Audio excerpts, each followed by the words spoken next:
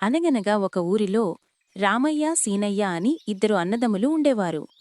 రామయ్యకి సీతమ్మ, సీనయ్యకి వరమ్మ భార్యలు. రామయ్య, సీనయ్య వారికున్న పొలంలో వ్యవసాయం చేసుకుంటూ జీవనం సాగిస్తుండేవారు.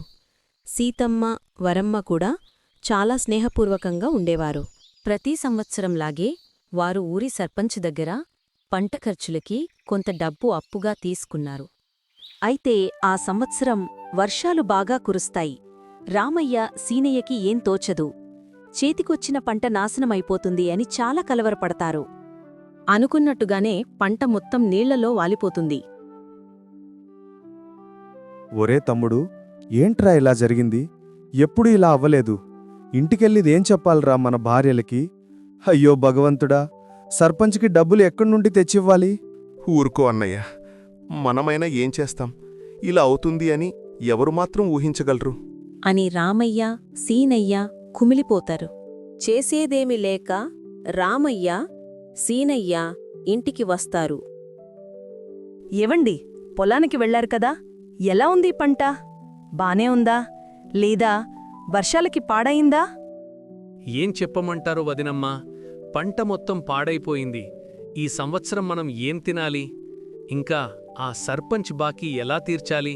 మాకేం అర్థమవట్లేదు. అయ్యో, మనం డబ్బు తీసుకున్న సర్పంచ్ అంత మంచివాడు కాదు. అతను అస్సలు మనం చెప్పేది ఏం పట్టించుకోడు. మనం పస్తులైనా ఉండొచ్చు, కాని ఆ సర్పంచ్ బాకీ ఎలా తీర్చాలి? అవును, అక్క చెప్పేది నిజమే. ఆ సర్పంచ్ అంత మంచివాడు కాదు. పోనీ మన పొలం అమ్మేద్దామా? మనకింక వేరే దారి లేదు. అలా అనకువరమ్మా, మనకి పొలం అన్నం పెట్టే తల్లితో సమానం. అది మా తాత ముత్తాతల తరాల నుండి మాకు జీవనోపాధి. దాన్ని అమ్మికే మేము చచ్చినట్టే అని రామయ్య అక్కడి నుండి వెళ్ళిపోతాడు. వరమ్మా, ఏమిటి ఆ మాటలు? పొలం అమ్ముదామన్న ఆలోచన ఎందుకొచ్చింది? అప్పు తీర్చడానికి ఏదొక మార్గం ఆలోచించాలిగాని అన్నయ్య ఎంత బాధపడ్డాడో అని సీనయ్య కూడా అక్కడి నుండి వెళ్ళిపోతాడు. సీతమ్మ వంట చేస్తుంది. అటువైపు నుండి రామయ్య వస్తాడు. అప్పుడు సీతమ్మ, ఎక్కడికెళ్లారండి? చాల్సేపైంది మీరెళ్ళి. అలా మేడ దగ్గర వెళ్ళా సీత, అందరం మాట్లాడుకుంటా లేటైంది. అవునా? సరే, ఏమాలోచించారండి సర్పంచ్ బాకీ గురించి? ఇంకా ఏం అనుకోలేదు సీత. రేపు సర్పంచ్ దగ్గరికి వెళ్ళాలి. వచ్చే ఏడాది ఇస్తాం, ఈ ఏడాది కష్టమని. సర్పంచ్ ఏమంటాడో చూడాలి. ఇటువైపు సీనయ్య కూడా వరమ్మకి అదే విషయం చెప్తాడు. అయితే ఆ రోజు రామయ్య, సీనయ్య ఇద్దరూ నిద్రపోకుండా ఆలోచిస్తూ ఉంటారు. మరుసటి రోజు వాళ్ళిద్దరూ సర్పంచ్ దగ్గరికి వెళ్లి జరిగిన విషయం చెప్తారు. అయితే సర్పంచ్ వారితో, చూడండి, వర్షం కురిసిన దానికి నేనైనా ఏం చేస్తాను? నాకుండే ఖర్చులు ఇబ్బందులు నాకుంటాయి కదా. మీరు బాకీ తీర్చలేము అంటే ఆ పొలాన్ని నాకు కొంతకాలం కౌలుకిచ్చేయండి.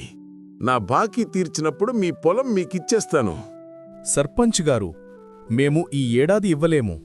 అలా అని మా పొలం మీకిస్తే మా జీవనం ఎలా సాగుతుంది?